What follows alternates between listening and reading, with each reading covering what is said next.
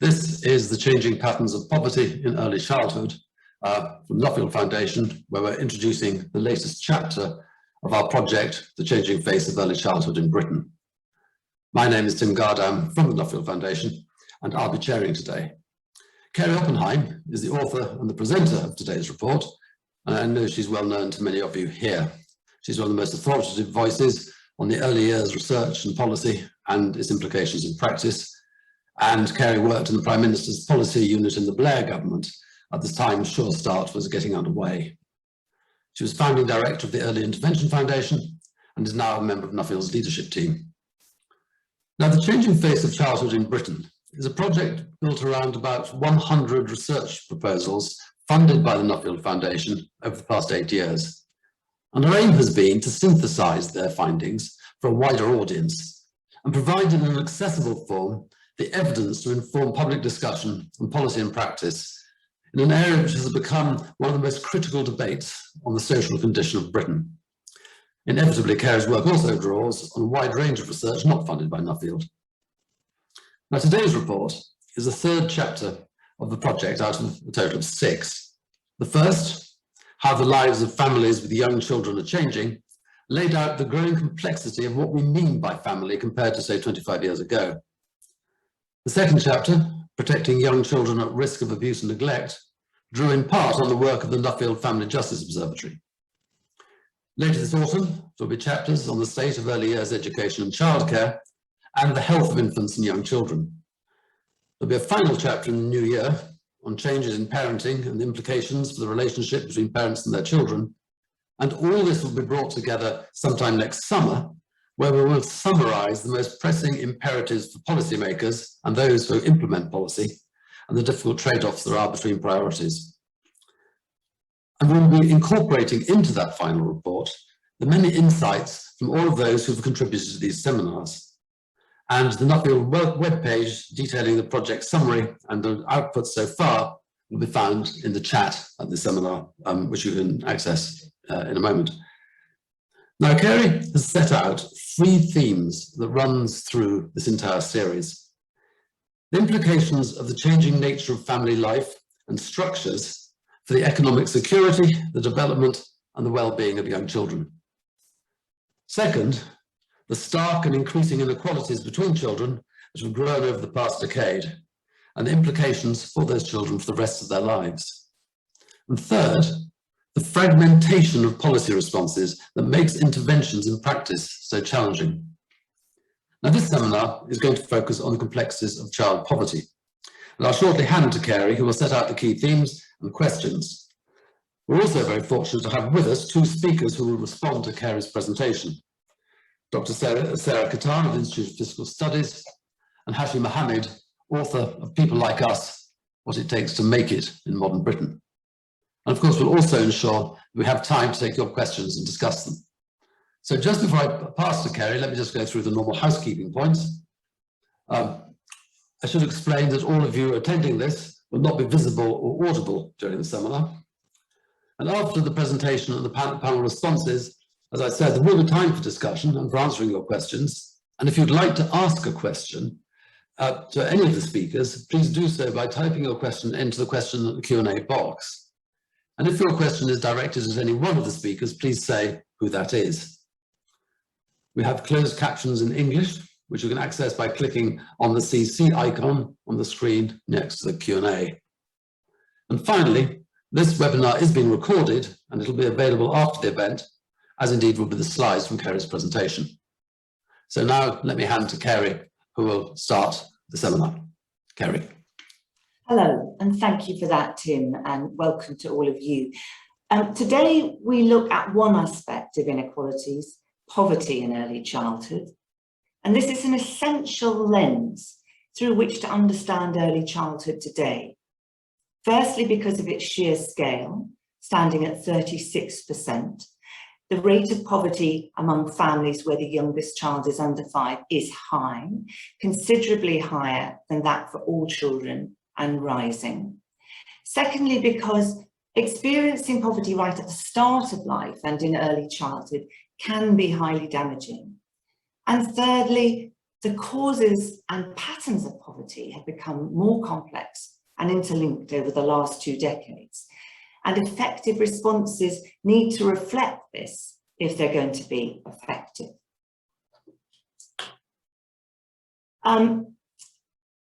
So the harm that poverty can inflict begins at conception, and this shapes both by the health and well-being of parents and their socioeconomic status. And a large body of analysis shows how these early disadvantages can go on to affect the cognitive skills, social, emotional, and physical development through childhood and into adulthood, something that Sarah Cattan, I know, will talk about.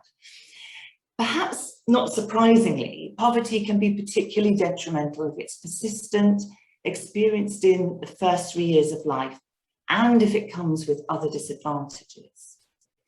And then, very importantly, analysis of over 60 robust studies, so randomized control trials and the like, by Kitty Stewart and Kerry Cooper, found a causal relationship between income and a number of child outcomes.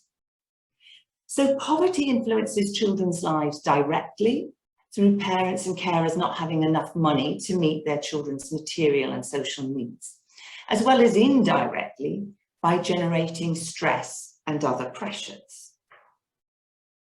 So in this slide, it shows the way in which that economic stress, say poverty, debt, losing your job, filters into relationships and interactions within the family, including parenting, and those in turn influence children's development and well-being. And of course, that's particularly worrying in the context of COVID, with a rise in economic and psychological stress. But I think it's important to say that economic disadvantage doesn't inevitably lead to long-term poor outcomes. Other factors like family circumstances, capabilities, histories, ethnic background, education, and wider family and social networks all play a role.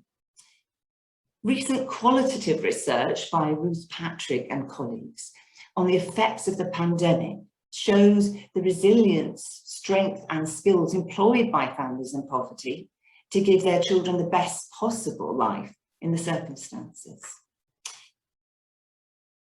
So this slide explains how poverty is measured. We predominantly draw on the DWP's household below average income data sources, and usually use a relative definition. So that's people living below 60% of average income after housing costs. And you can see on the slide what that amounts to in cash terms.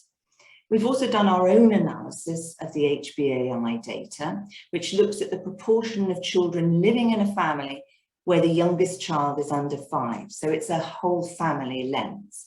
And thanks to my colleague Christopher Milton for doing that analysis. While the slides in this presentation use relative poverty, the report also looks at other measures, so absolute definitions, deprivation, and destitution.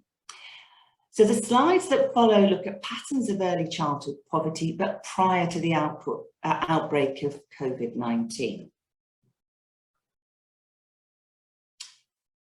So this chart is drawn from Kitty Stewart and Mary Reeder's work, and it shows the rates of poverty for families with a young child. And those are the lines you can see in green and black. Green is under 1 and black is 2 to 4. And they are higher than for older children over the whole period, the whole 20+ years. And this reflects that those families tend to be, those children tend to be in larger families with higher needs and lower levels of employment. You can see that since 2013-14, rates of poverty for families with a young child are rising sharply until you get to 2017-18. That's particularly the case for the under 1s, and then the trend falls or slows. But you can also see on the left-hand side of your slide that in the last year, the rate has risen again. So children, if we take the whole group of children under 5, that's risen from 30% in 2013-14 to 36%. So these changes are largely driven by a range of benefit and tax credit changes implemented over the last decade, including the 2-child limit, a policy which was aimed to encourage people to have fewer children. And this chart just sort of amplifies one aspect of that. We can see how the risk of poverty for families with a young child differs by the size of family, and the sharp rise for those in larger families, the black line, by 19 percentage points since 2013-14, compared to a steady fall for those in smaller families, the green line.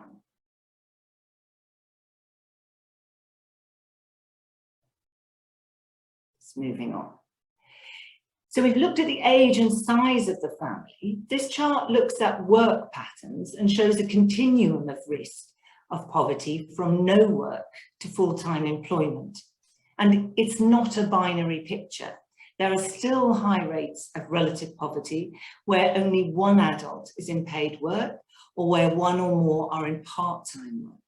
So 73% of children in couple families where one or more adults work part-time are in poverty, and 56% for those in lone parent families.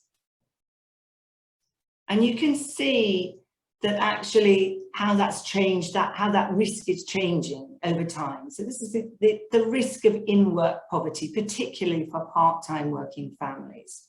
And that you can see that rise really quite substantial since 2013-14. And the risk of in-work poverty reflects both reductions in in-work benefits and tax credits for this group, rising housing costs and childcare costs, and the changing nature of the labour market, particularly the growth of atypical and precarious work. And that, I think, is going to be a real challenge as we think ahead.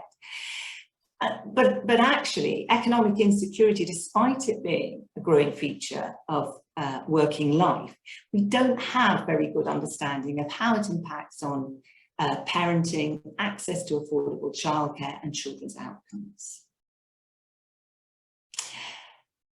Some children face particularly high rates of poverty. So this chart shows the gap between children growing up in white British families, which stood at 30%, and higher risks among most other ethnic minority groups. And we can see it often exceeds 50% and a shockingly high 71% in the case of Bangladeshi families, right at the top of the chart. We also see heterogeneity between ethnic minority groups, where children from Chinese and Indian backgrounds have poverty rates that stand at 30% and 29% respectively.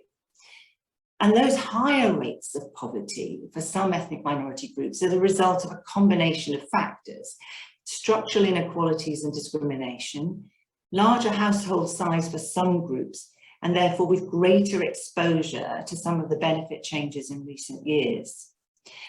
But we know little about the interplay between ethnicity, socioeconomic status, education, and locality, and their impact on young children. So turning to housing now, here we can see how tenure has been changing over the last 20 years for families with a young child in poverty. There's been a decline in the proportion of those families in poverty who are paying a mortgage, the second block from the left, a bigger decline in the proportion in social rented housing, and the marked rise in those living in the private rented sector from 16% to 36% over the last 20 years. So that's on the right of your diagram. And that's particularly worrying because the private rented sector is associated with higher housing costs, poorer quality of housing, overcrowding, and greater insecurity. And that insecurity then increases the likelihood of potentially a child having to move nursery or school and away from that supportive family networks. So here we look at both differences in poverty rates for families with a young child by region and nation. And you can see most areas have seen a decline in early childhood poverty over the whole period. But there are significant differences in those rates across the UK and between nations and within England. So the northeast of England has the highest rates of poverty, standing at 46%, followed by London at 41%, and the southwest with the lowest rate at 29%. The northeast is also home to the local authorities that have seen the biggest increases in child poverty since 2014-15. We also see concentrations of deprivation in some coastal areas. But again, there's limited understanding of how different risks of poverty combine in small areas and what might be the most effective way of addressing them.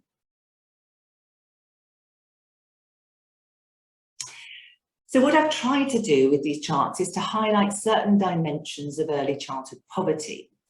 I stress the fact that there's really limited analysis of the intersection between those different risks of poverty. We know that some groups of children experience multiple disadvantage, which is more detrimental to their life chances. In some cases, the most vulnerable groups, for example, children at risk of abuse and neglect or recent migrant families, are missing from the data or little analysed, or we have inadequate information. And another example of that is on the costs of disability. So this siloed approach limits our understanding and our ability to develop effective responses.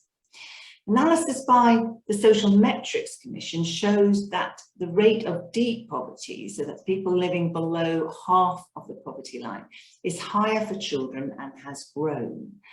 Rates of persistent poverty are also higher among children than the rest of the population. And of course, COVID is amplifying poverty and inequality, and it has also thrown up new essentials, like in particular the access to the internet and digital devices. And while it's too early to know what the long-term effects are, there is a growing body of work which is capturing the economic, social and psychological shockwaves on family circumstances. The drivers of poverty over the last 2 decades have become I've just seen, hang on, sorry, we've jumped a slide. Okay. The drivers of poverty over the last 2 decades have become more complex, with increasing insecurity in the kind of work available and greater changes in family type, with economic and social factors interacting. Alongside this, there have also been marked changes in public policy. And in the report, we distill the key policy changes over the last 20 years under different administrations, drawing on a lot of the work that the LSE's Centre for the Analysis of Social Exclusion have done. So under Labour, there was a strong emphasis both on the eradication of child poverty and early years initiatives, Sure Start and the expansion of childcare, buoyed by a buoyant economy until the financial crash. The coalition and conservative governments marked a major shift away from benefits and tax credits as a tool to address child poverty, emphasising services such as health visitors, childcare for disadvantaged 2-year-olds, policies to reduce family conflict and improve children's language and communication. There was also major benefit reform through universal credit, but all of this in the context of very substantial reductions in public spending on financial support and preventative services for children. And you can see this very clearly in the analysis that Polly Vizard and John Hills did, which shows the cumulative change in social security tax credit spending over the last decade. The green bars represent children.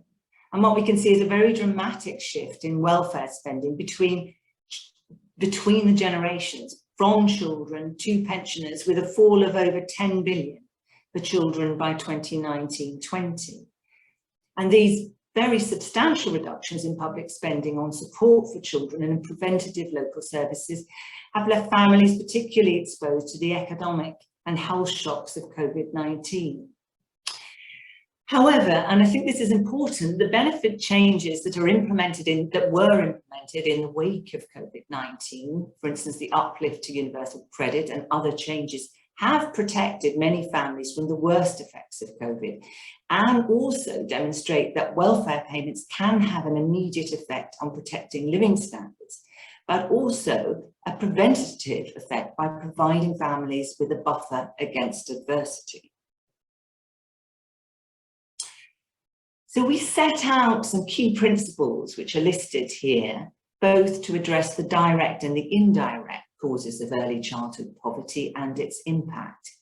And these are drawn from some examples of effective approaches cited in the report. And while economic disadvantage is a major risk for children's well-being, there are a range of protective factors, including family and neighbourhood support, good parental mental health, warm parent-child interaction, and access to high-quality early education, all of which can be built upon. Family life has become more complex, economically, socially, culturally, and more unequal. Policy responses, if they are going to be durable, need to reflect the combined effects of these different factors on children's lives. We need a better understanding of the relative effectiveness and cost of different policies over the medium and longer term, as well as developing a greater consensus, both across political divides, but also at a societal level, about the measures and investment that are required to address early childhood poverty. Thank you. Kerry, thank you very much indeed for what we saw there as a huge overarching synthesis, really, of the evidence and the complexity that surrounds this. And of course, that will lead to many questions from many angles. And I'd say to all our audience, please bring those questions together, put them in the Q&A, and in a moment we'll be able to turn to them, and any of our panel will be able to take them. But now, let us move to our two respondents who were invited to take up any questions that they think are the most pressing from Carey's analysis. And let me introduce first Dr. Sarah Cattan, who will be known to many of you, Associate Director of the Institute for Fiscal Studies, its co-head of Education and Skills. Sarah's research interests include the origins of inequality, the role of human capital played in driving inequalities, and intergenerational issues too. Her Nuffield-funded work has included an evaluation of Sure Start, and during the pandemic, a real-time study of educational inequalities that COVID-19 revealed. And she's also co-authored the forthcoming chapter on early years inequality, which is part of the Deaton Review, the Nuffield-funded study on the nature of inequality in the 21st century, led by Sir Angus Deaton. So Sarah, can I ask you to pick up what you think are the key points that one should develop from Carey's analysis? Yes, absolutely. Thanks very much, Tim. So I would like to start by congratulating Carey and Christopher for a fantastic review. It is an extremely helpful piece of research that lays out the dramatic reality that so many children face in the UK, describes the sometimes abrupt changes in policy direction that have taken place over the past 20 years, and also asks hard questions about what we should be doing about it. So I'm very grateful to Carey and Christopher for giving me the chance to share my reactions to the review.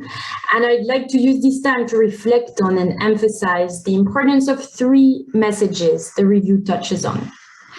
So firstly, the report lays out the reasons why poverty is an essential lens to understand early childhood today.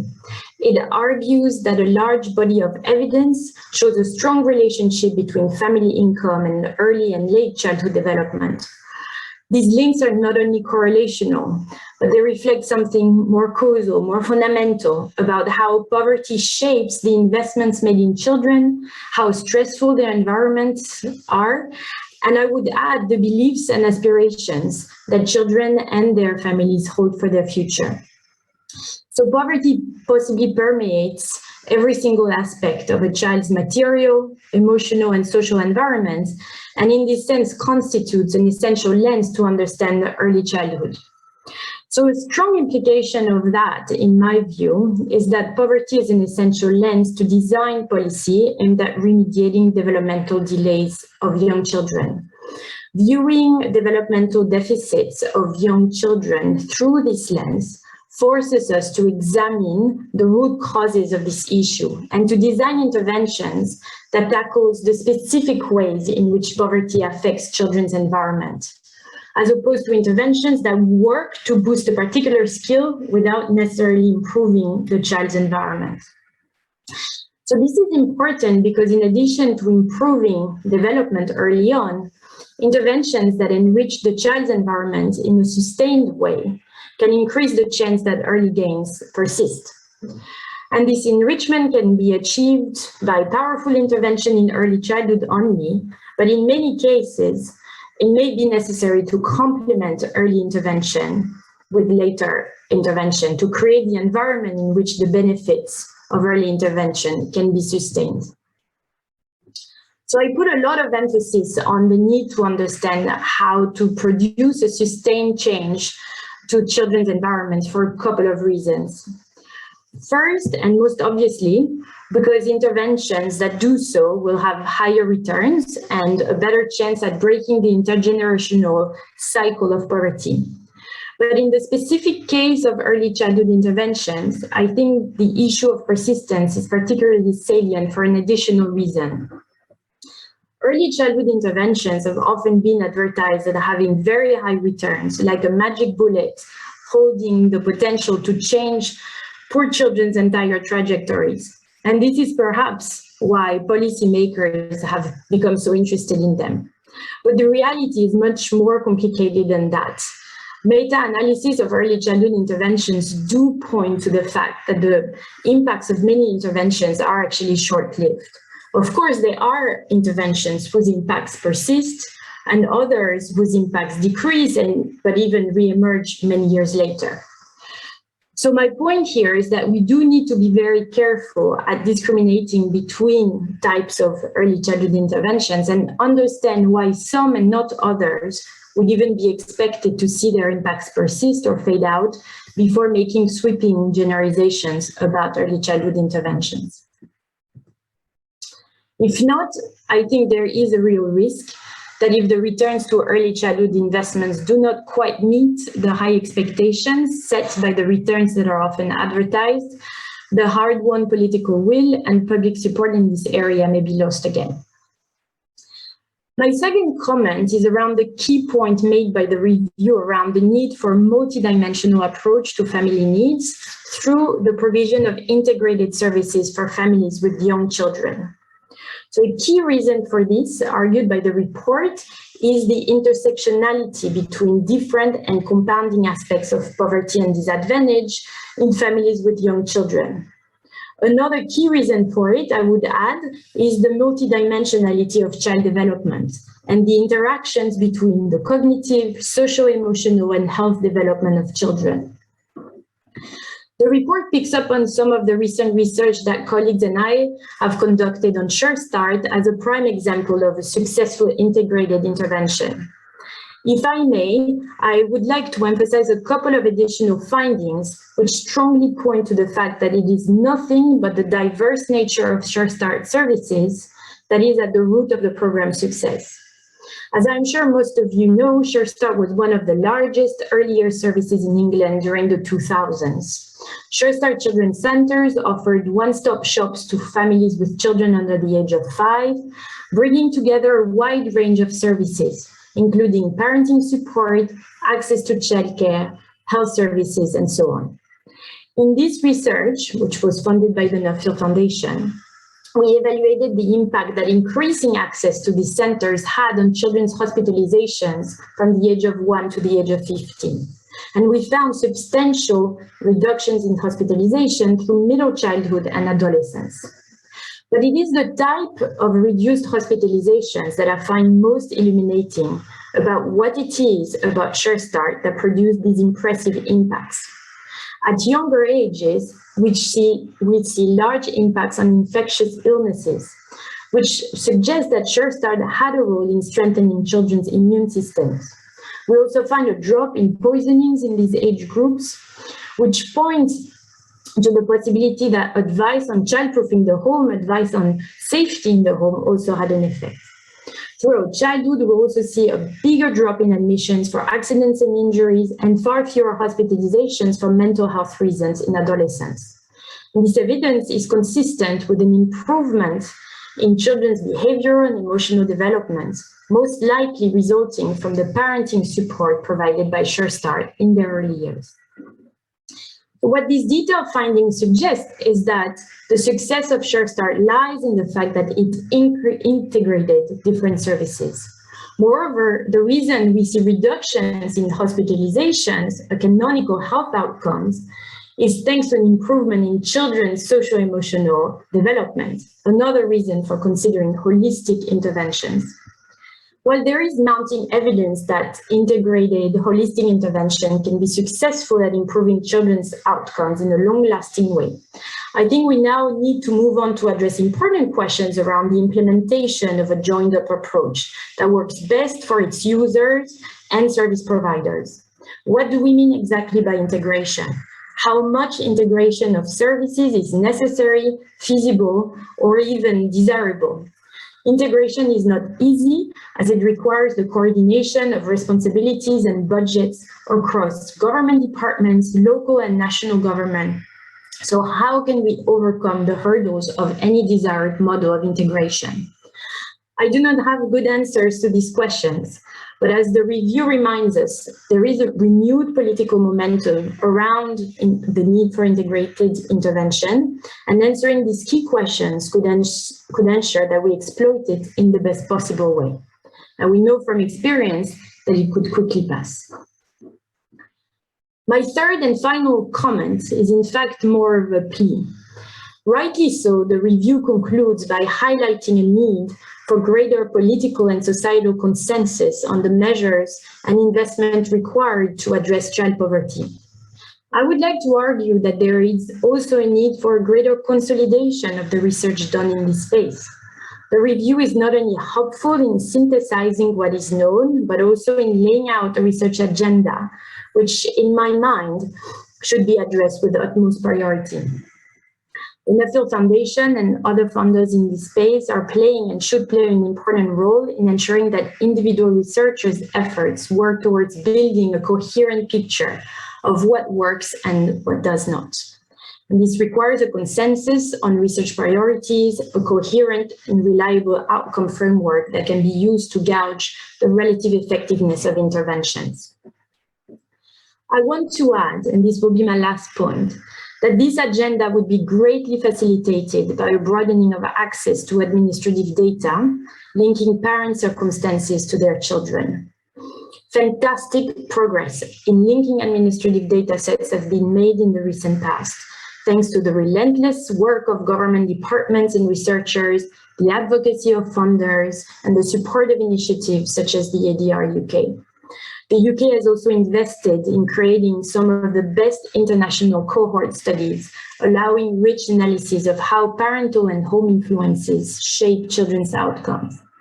However, in my view, an important impediment to further research on poverty and social mobility is a lack of large-scale administrative data linking children's outcomes to their families' individual circumstances and interactions with the welfare system over time. Remediating to this gap would open up vast doors to better understand the relative impact that changes to the welfare system over the past 2 decades have had on children. And it would also help do justice to the distinct experiences of small groups defined, for example, by ethnicity or locality, or the intersection of both, which the review highlights and know too little about. So I will stop here, but I'll be very happy to pick up on any of those points in the discussion. Thank you very much. And there are a lot of points there, which I'm sure we will develop later with the audience. But let's turn now to our second respondent, Hashi Mohamed. His book, People Like Us, I'm sure has been read by many of you, because it really has become a core text in the growing public debate on the nature of structural inequality and how it plays out in a multi-ethnic society. And he dramatizes the barriers to social mobility in the UK. It's a book which goes far beyond the early years, of course. It's an extraordinary book, really, in the way that it combines evidence and experience, personal biography, societal analysis, and in part a manifesto. Hashi is a barrister. His expertise is in public housing. His family is originally Somali, and he came to the United Kingdom at the age of 9 from Kenya. And as I said, his book is an unremitting analysis of the impact of discrimination and poverty on the emotional and material well-being of the most disadvantaged families in Britain. And I'm very much looking forward to hearing what he has to say in response to Carey's report. Hashi. Thank you very much for that kind introduction, Tim, and thank you also to Carey for that presentation. There was a great deal to cover there, and also I very much enjoyed listening intently to Sarah. Now, I am not the academic. I haven't written an academic report in this important area, but I hope that I bring to the table a couple of things. First, as Tim was explaining in relation to the book that I had written, but also the experiences of life and how I have interrogated that issue. And my particular interests are fourfold. First is those early years, the importance of understanding the impact of life. I'm a product of somebody who directly benefited from Sure Start. I'll tell you more about that in a moment. I remember when it was first introduced in Brent by Gordon Brown and Tessa Jowell in one of the first few pilot schemes that came to the London borough of Brent. Second, I'm interested in social mobility and the impact on those early years on the ability to do well, the ability to go forward, and the ability to experience these things. Third, I'm also very much interested in the intersectionality of these things. It's easy for us to debate about policy and strategies and ideas and programs without really understanding how they impact on people's lives day to day on the ground and the lived experience. And finally, I'm also interested in housing. As Tim was explaining, I'm actually a planning barrister, so I'm interested in all aspects of planning, as boring as that may sound, but particularly around housing and affordable housing, public housing, that I think is a huge, huge issue, and we'll develop that in due course. My own story, as Tim was explaining, is obviously a bedrock, a spine to a great deal of what I want to say. I was born to Somali parents in Kenya. We came to this country in the mid-1990s as refugees. You speak about child poverty. My mother gave birth to 12 children, and you can imagine how much of a household and life experiences that we had. And as if that wasn't enough, my father had died when I was 9. We arrived in the United Kingdom shortly thereafter without my mum, not speaking a word of English, growing up in some of the most deprived areas of Northwest London, going to some of the worst poor performing schools in the borough, and being raised exclusively on state benefits. And so my own experience is one which was also quite critical in one aspect in relation to what we're discussing today. And that is that having arrived in 1993 and the Labour government that took over in 1997, I am somebody who saw the transformation of that investment that came with the Labour government that put so much into child poverty, so much into programs like Sure Start, so much into assisting and making a difference in that context. And I think I just want to just read you a passage that I had written a few years ago that ended up in some form in my book that I thought would be worth sharing with you, because I think when Carey was presenting her report, this part of my book just sort of, I remembered it with such strength, and actually something also Sarah talked about in relation to stress triggered that for me. And and I say this, I mean, deprivation begins in the womb for a child. Children born into poverty have low birth weight and receive less nutrition in the womb, all factors associated with poorer future health outcomes. They're also at a higher risk of infant mortality. They are more likely too to have mothers who suffer from postnatal depression and stress during pregnancy, something that can affect the way in which their genes are expressed. As babies and young children, they often live in inadequate housing and part of the families that struggle to afford enough food and heating. Stressful situations that rewire their brains to make them anxious and jumpy. And that goes to the heart of what we're discussing here, really, is just the impact of those early years. I mean, I talk about the first 4 years, and I know that Kerry mentioned the first 3 years, but those early years, in so many ways, have the capacity to transform one's life in a way that, not always, but I would suggest often, means that it could not be always reversible. So that's just the kind of understanding that I thought was something that I wanted to react to. The next part I wanted to talk about was in relation to the question around intersectionality. And this is really important because if, for example, you are a young Somali boy who can't speak any English and you've arrived in a country without your parents, and all the literature about where you seek help, how you go about being assisted, it's a really critical thing to understand that that level of poverty and deprivation meets me completely different to my neighbor, who might be a white working class kid, or my other neighbor who might be a Bangladeshi woman. I remember Carey mentioning the differences in the ethnic groups and how their outcomes may differ.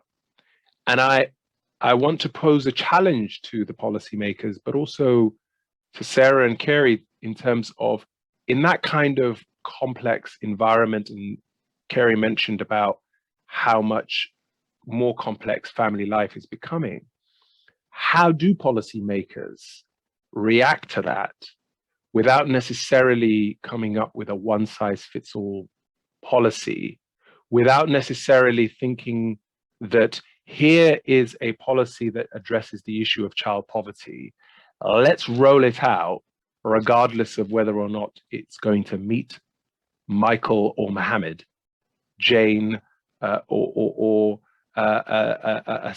Zara. So it's that challenge that I think is probably one of the critical points that is important to understand moving forward. And intersectionality, the complexities that come with that, is also one where it impacts health inequality. We know that Black women are disproportionately more likely to die at childbirth. We know that it affects our school outcomes when we think about the period that we've just been through with COVID.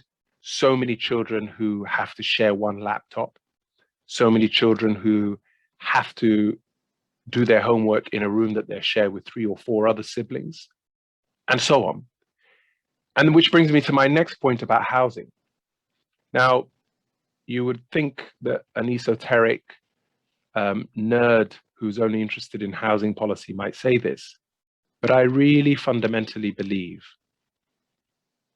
that everything that we have been discussing, the deprivation, the poverty, the issues that are faced with most young children growing up in Britain today, whether it's in the deprived Northeast that we've been discussing, or in the inner cities, whether it's in London or elsewhere, all roads lead to housing. More than ever, we're in a situation where we do not have enough housing, adequate housing, habitable housing, affordable housing for people to come of age, to find the space to think, the environment to grow, the area to be nurtured, to walk out every morning with confidence, and to come home in safety and security. And if you have children who don't have that basic start, they may not have many other issues to do with nutrition and health and so on. But if they don't have that basic requirement of safety and security and the space to flourish and realize their full potential, then we are failing as a society. And that is something that I would suggest requires urgent attention. Finally, I want to finish on a positive note, which is something that Carey mentioned, and that's that it's not irreversible.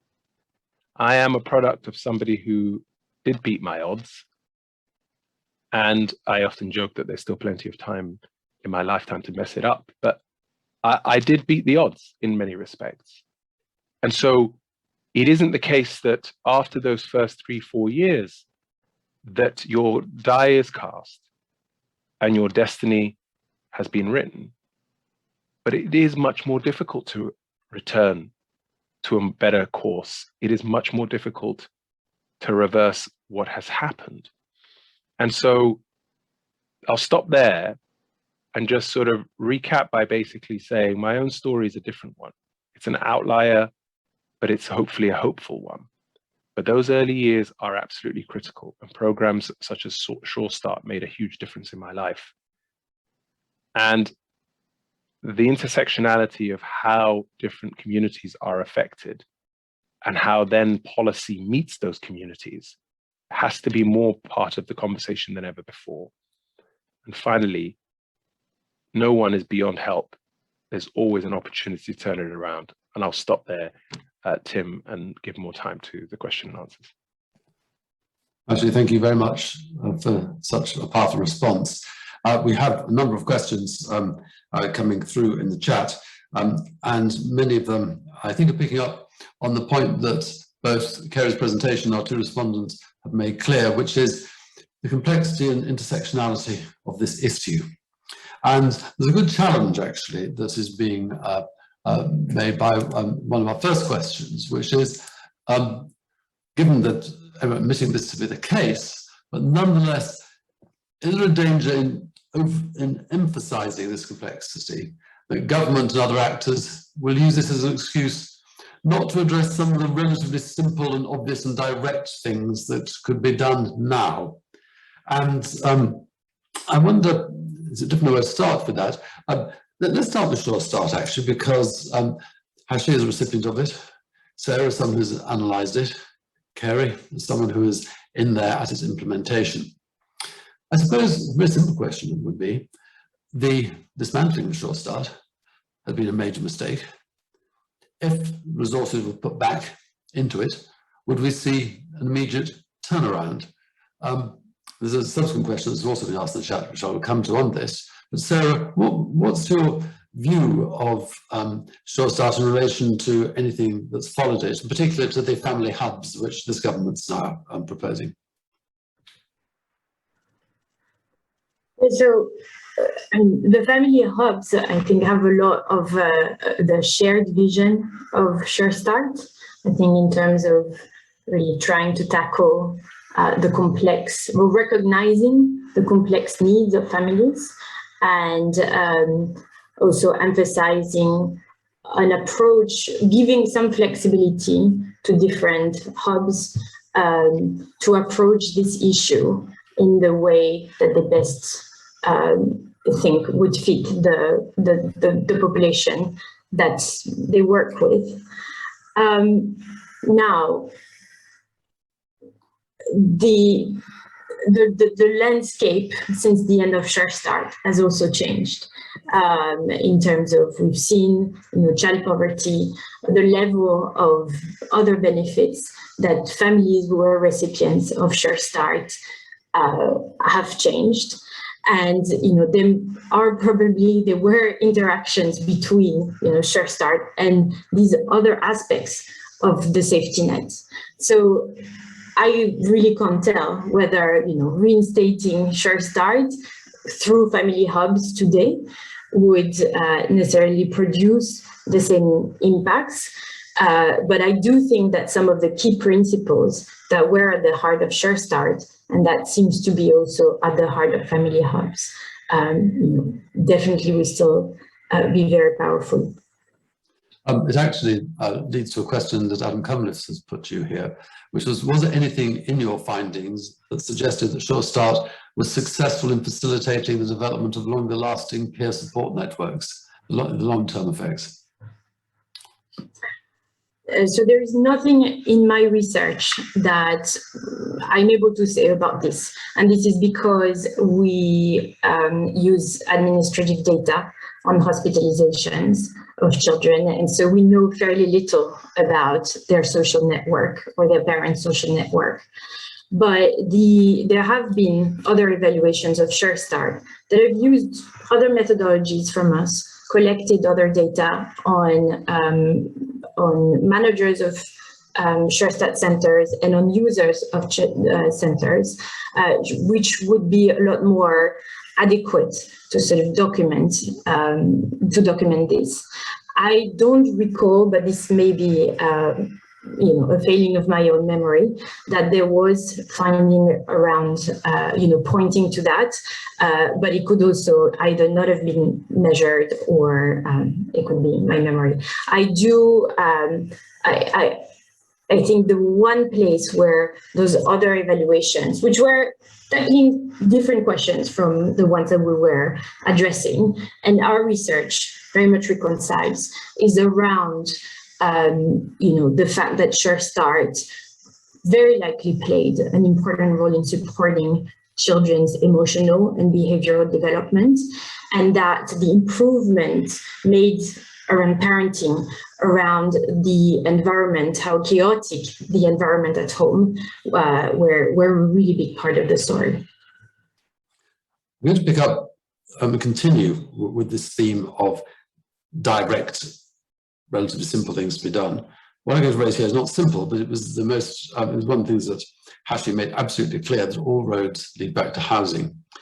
And actually, for me, just for everyone, quote something from your book which absolutely rang in my ears, where you talk about, on first arriving in the UK, where you say, "I vividly remember the mold and rats that infested our first flat, the shame and confusion we felt when we engaged with the authorities, and the horror of knowing as a 9-year-old that my adult relatives, who were allied to look after us in a strange and challenging new world, were just as lost and confused as we were." And that memory of where you were living actually infuses, I think, the book. Two facts. The one that the chart that Carey pointed to, which showed the increasing number of people in poverty who rely on private rented accommodation.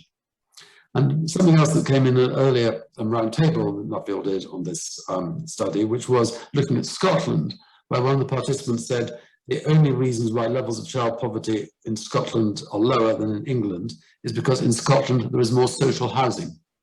So is your view that actually you talked about the need for radical change in housing policy to alleviate the levels of poverty we're seeing? Is an increase in social housing the essential precondition of that? I'm convinced that it's the essential precondition, not for any other reason other than it just stops so many people falling into a trap of either becoming homeless or falling into some sort of criminality very early on, being exposed to a different environment that isn't conducive to development in a civilized society. And I definitely think there is something to that point in relation to what's happening in Scotland. I am not saying that if we had more social housing, we would inevitably have fewer people that are no longer in poverty, not at all. But I would bet my bottom dollar, possibly even my house, that if we had more social housing available, there would be far less conflict within families. There would be more opportunities for people to find the space to be able to think about their lives. There would be the opportunities for people who might fall on hard times to start with, but don't end up spiraling out into a worse situation because they are unable to find a place to put their heads. So I could go on and on and on, but I'm going to write actually a book next year that will be out next year about just specifically about housing. And I'll be developing this idea, but I'm convinced that that is the bedrock, the basis on which to really tackle this issue of poverty and generally inequality and social mobility as a whole. Housing. Thank you. And I'm now going to turn to a number of questions in different ways, which are addressing the issue of what we can term as resilience, but in particular, I think how interventions in the lives of families recognize the strengths as well as the problems that are faced. And I suppose here we have quite forthright evidence in Carey's report that it's not necessarily the case the parental economic disadvantage inevitably leads to poor long-term outcomes for children, because of the other contingent circumstances that may offer that there's what I think Carey described as protective factors. The question that is posed in the report, Carey may want to comment on why she put it there and then turn to our respondents, is what balance should public policy strike between measures to address poverty at source and those which support parents' mental health, family relationships, and parenting to mitigate the impact of poverty on young children's lives? And Kerry, could I just ask you why you decided to frame it like that? Because some people say, well, we need to do both, of course, but there's clearly something in that balance that you thought was important. Yes, so I think that actually I wrote a book with Naomi Eisenstadt, and the way we thought about policies was in sort of two buckets. Policies that reduce pressures on families and policies which increase children and parents' capabilities. And some do both. But I think we need to have both if we're going to have a successful strategy, because we need to address, the big drivers of poverty, which are the things we've talked about: money, jobs, housing. But we also, parents in their varying formations and different levels of family support also need support. And I think we spent less time thinking about how can we do that effectively, whether it's with maternal mental health, where I know one of the issues that came up in our round table was that you have to have, a diagnosable condition in order to get help.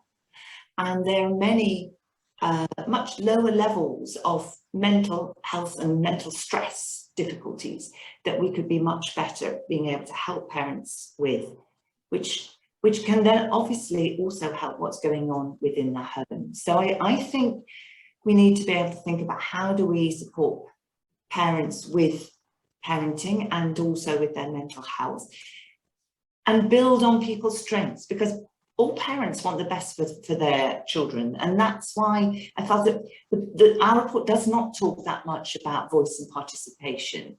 And that's partly a reflection that the Nuffield Foundation has mainly done quantitative work, but is increasingly doing qualitative work.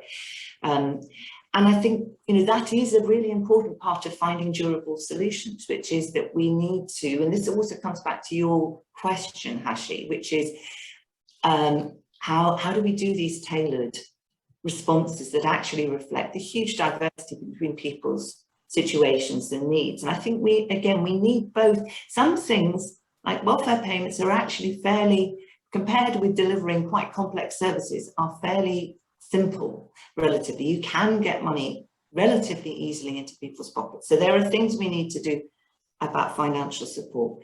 But then I think it really is about how do we do things at a local level, and which will be sensitive to people's different situations, and and there needs to be enough flex in the system to do that, and enough understanding of the ways in which different things impact on each other. So I think it is, I know it's a both and, but I think we need both things that provide the platform, which are at national level, but also local approaches.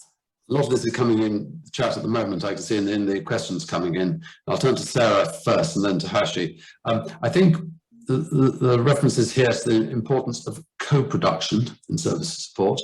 A question that, as you said, there may be a moment here that needs to be grasped because of the commitment to family hubs through the Central Spending Review.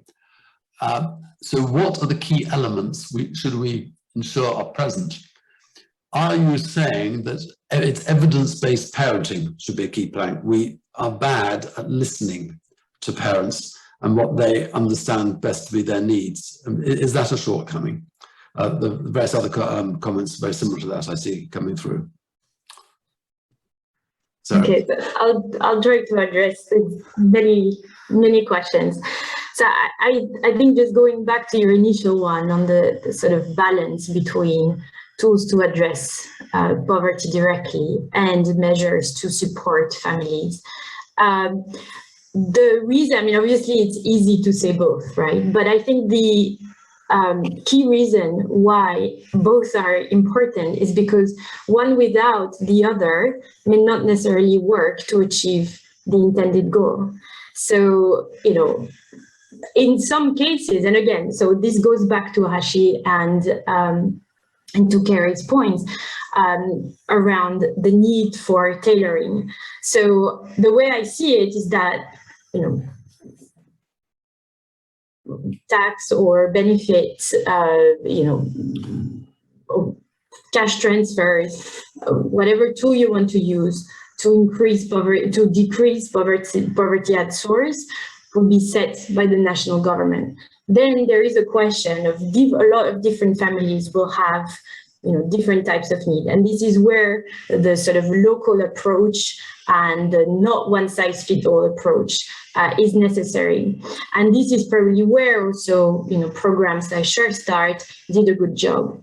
However, I think that one of the dangers with this is that a fully sort of area-led approach can also, I think, put families at risk of being, you know, in local authorities that are maybe worse at managing this service provision than others. They have better knowledge probably of the need, but they may also be less efficient or effective at addressing that need than other local authorities. And so there really needs to be, you know, we need to find the right balance, perhaps through better accountability of this type of, you know, area-led approach at the national level to ensure that, you know, the area-led approach will actually have, you know, effects everywhere.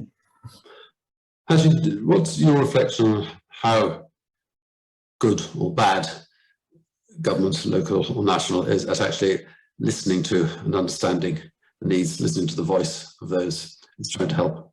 The problem with government and how they might approach it and how we see it is really twofold.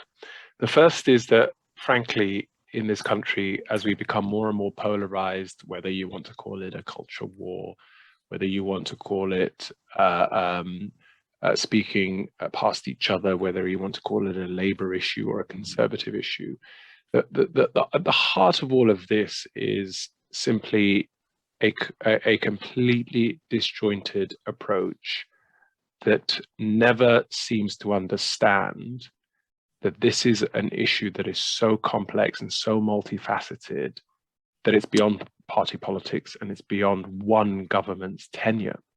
And I think that, for me, going back to what we learned about Sure Start, is that any program that comes forward isn't necessarily considered or analyzed on its merits. Rather, we first try and figure out who said it first and then decide what we think about the program.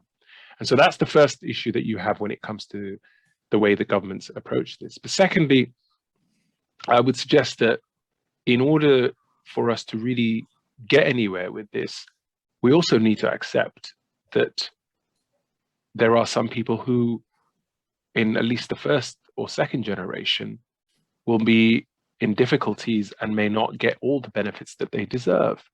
And that's okay, because what we're trying to do here is to try and figure out how best to address those first few years with a view to making a big difference. And then finally, to Sarah about Sure Start, one of the things I remember reading, actually, the research about Sure Start, was how one of the reasons they said they wanted to scrap it, I remember, was they were saying that actually it was benefiting too many middle-class families and not a program that was actually too useful for those who were in poverty, such as myself.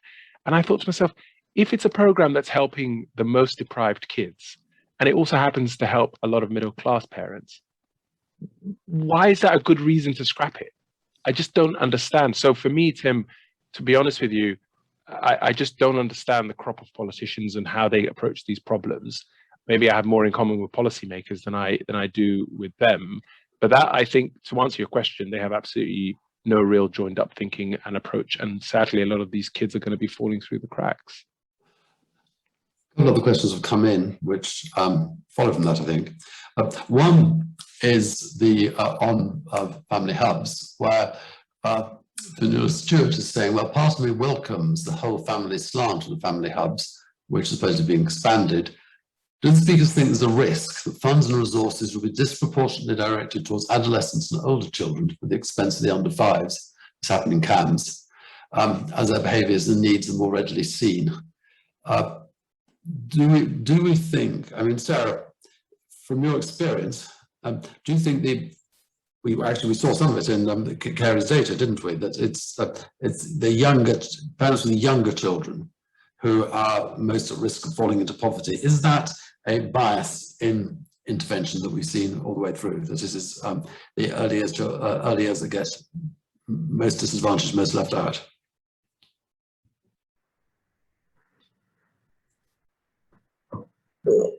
So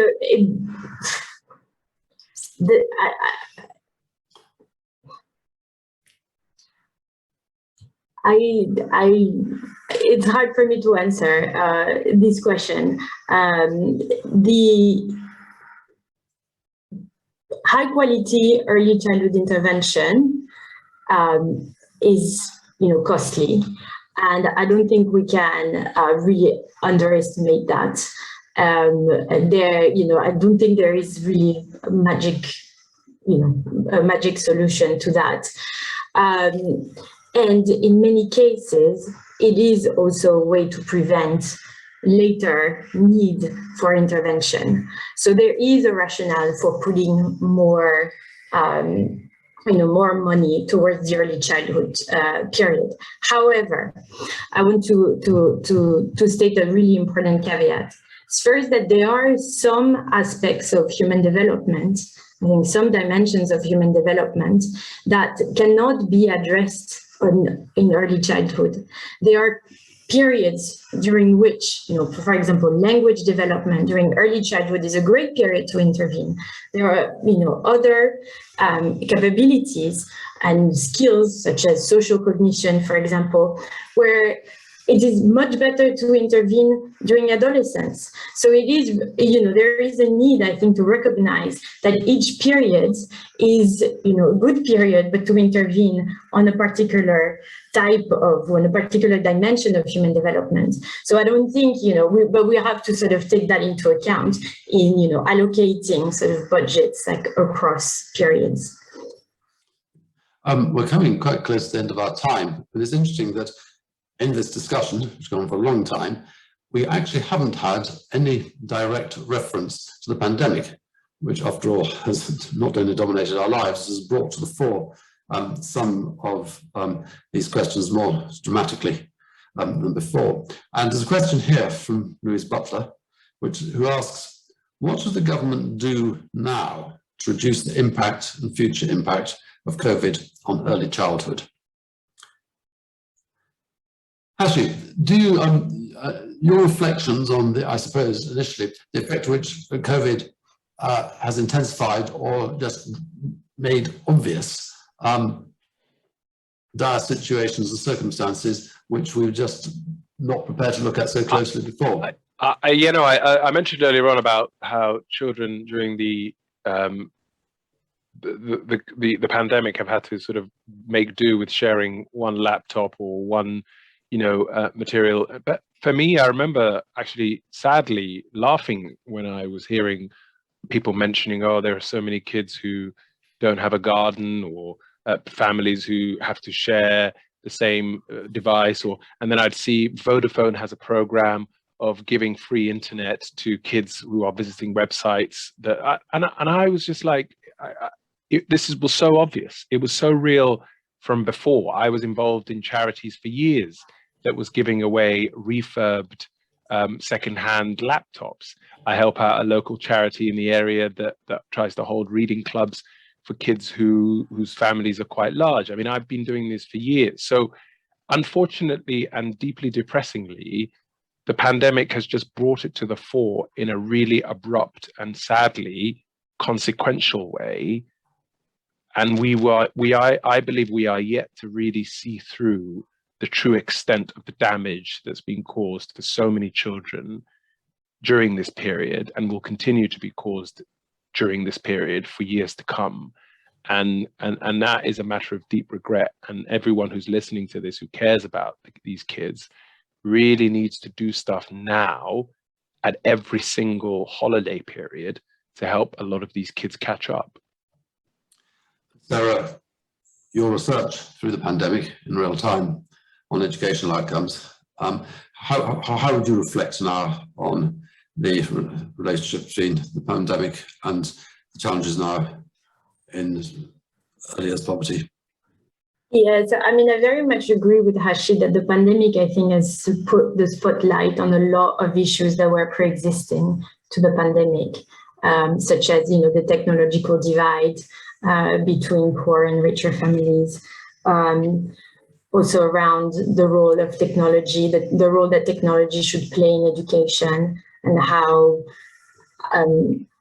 much technology is part of the school's equipment to teach. And it's opened up, I think, the debate probably on a lot of those questions that were very important, but it sort of accelerated that debate. It's also, I think, sort of accelerated the creation of some, innovations, such as the National Tutoring Program, which is addressing a very particular need, which existed, I think, before the pandemic, but would not have necessarily been, implemented without the pandemic. Now, it doesn't mean that all those innovations do not need to be improved. There are issues around the National Tutoring Program and making sure that it actually targets, that it's taken up by the people who need it most. But, I think it sort of accelerated some of those developments, some of those positive developments. Now, just if I can, I think we're out of time. So, finally to Kerry. Kerry, your reflections as you've been listening both on to that last answer and others. Are there any points that have particularly struck home to you from your report that you feel now are the ones that we really must take forward? I think I'm really struck by the conversation about housing, because I think that, and the sense actually, what is it that makes a home, which is both about, and how important having security of housing is. And I don't think we think about that much in relation to policy around early childhood, which I think actually relates to this bigger question, is that way in which policy is made and the way in which services are delivered is, as you said, Tim, right at the beginning, is highly fragmented. And policies that are about social security or poverty are really not seen as closely related to how does a child fare in terms of being ready for school, or what is their health like. And I think really, if we're going to crack this, it both requires serious investment and then the consensus to underpin that it's so that we don't get these huge swings in policy. But also that we really need to grapple with what have we learned from Sure Start and integration, and how can we do, how do we think about that in relation to the current landscape and the current opportunities that there are. So there's so much in the conversation that we've had that we will draw on, and it's been hugely valuable. But those are the things that, I would most take away from the conversation. Well, we're out of time, and I'd like to thank everyone for joining us. I'd like to thank our three speakers, Carey for presenting the weight of her research, and Hashi and Sarah for bringing their expertise and perspectives to this, and also pulling out lessons which can, amidst the complexity, amidst the intersectional difficulties of addressing this core problem at the heart of any consideration of what it is like to be under 5 in Britain today. Identifying ways forward, as Hashi was saying, this is not irreversible. There are threads in here, many of which Sarah has been identifying, which can be taken by government to make direct benefits in the short, medium and long term for children before they even reach the age of school. This will be a core theme which will go through the whole of this major project for Nuffield next year.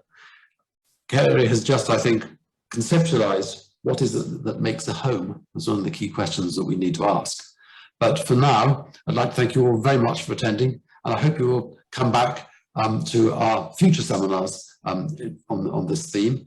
And again, I'd like to thank our respondents for their insights, which we'll make sure are incorporated into the work that we do going forward. So for now, thank you all very much indeed. Farewell.